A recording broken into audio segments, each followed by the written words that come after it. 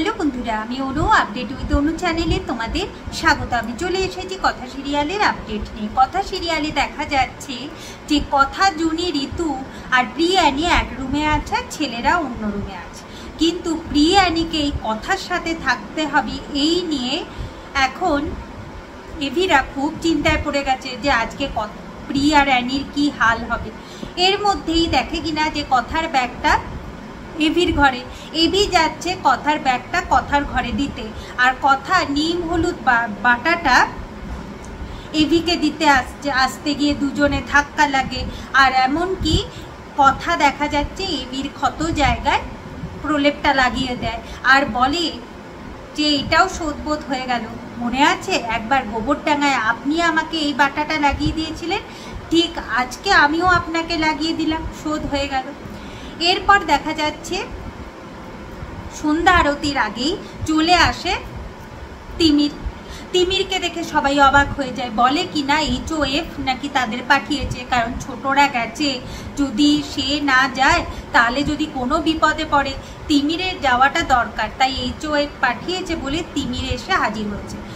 এরপর সন্ধ্যা আরতি শুরু হবে। সন্ধ্যা আরতি শুরু হওয়ার আগে তিলক একটু ভয় পাচ্ছে যে হয়তো সে ধরা পড়ে গেছে, কিন্তু দেখে সবাই যখন এমনি হাসি খুশি আছে, তিলক ভাবে আমি শুধুই ভয় পাচ্ছি, আমাকে কেউ ধরতে পারেনি।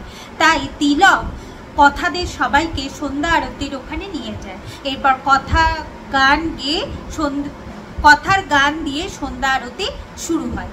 সন্ধ্যা আরতি শেষ হওয়ার পর গৌরীর কাছ থেকে কথা তিলকের ব্যাপারে ইনফরমেশন নেই না।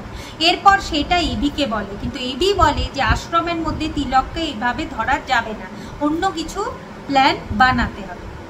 এইদিকে দেখা যাচ্ছে প্রিয়ানি বায়না করে বসেছে যে গোবর দেবীর সাথে থাকা সম্ভব না, আলাদা ব্যবস্থা করতে।